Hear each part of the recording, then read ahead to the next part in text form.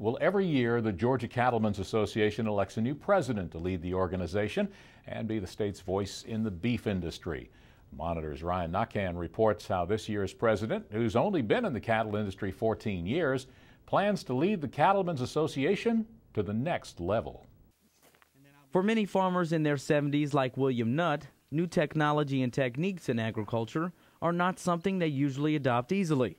But William Nutt is not your ordinary cattleman, and that's why he's been selected by his peers to be this year's Georgia Cattlemen's Association president. I think as we move forward in the cattle business, more and more of what we're doing involves some technology.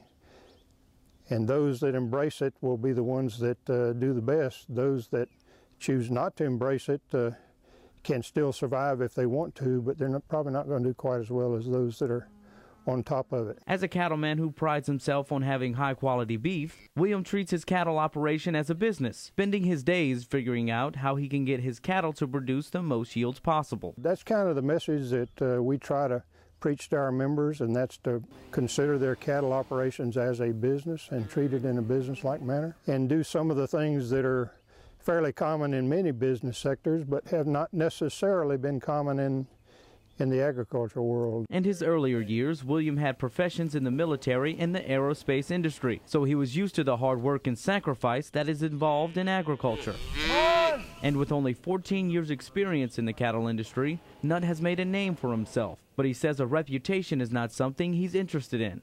I like the reputation, but in reality, my reputation doesn't sell those carcasses. What sells those carcasses and determines how much I get paid for them is what the quality grade is and what the yield grade is. With the drought last year that hit all of Georgia, William's operation, like any, was affected. He sold 2/3 of his cattle just to counteract the drought's damages. But he says that drought and today's economy has really opened his eyes to see how more efficiently he can run his farm, and he suggests other farmers do the same. We need to look globally. We need to look ahead, not behind. We need to think of this as an opportunity to do what most of the business world is having to do right now, reinvent ourselves to thrive in the future. But on William's farm, cattle isn't the only thing growing.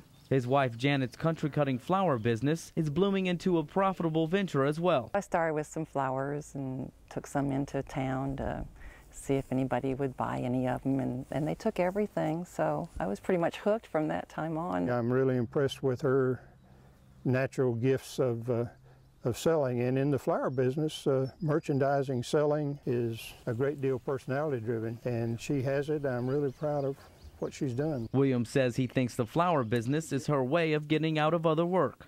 It gives her the opportunity to say, I'm busy, I can't help you with the cows. He says that, you know, it's kind of an excuse for you not to help them with the cows. What do you think about that? Yeah, pretty much so, because that's not really an interest to me. But William does say the flowers bring him and his wife closer. It gives us an opportunity to do things together. It's a nice combination. I enjoy it. A combination of raising beauty and beast that allows this cattleman and his wife to hold together strong through the road of life. In Cedartown for the Georgia Farm Monitor, I'm Ryan Naquin.